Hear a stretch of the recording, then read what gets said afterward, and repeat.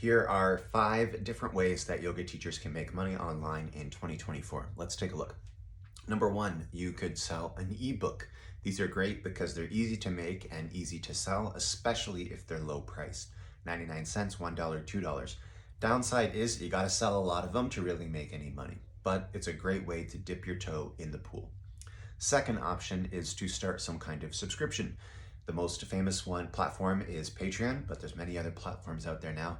You publish classes in exchange for a monthly fee. They handle all the processing and the taxes, and as a result, you pay a small charge, but it helps you avoid dealing with all that stuff. Number 3 is you have like a private session online or a series of private sessions online.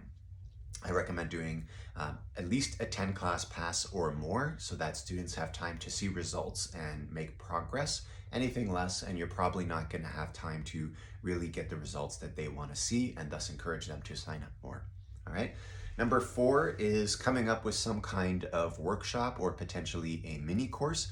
These are great if they're usually around $100 or $200.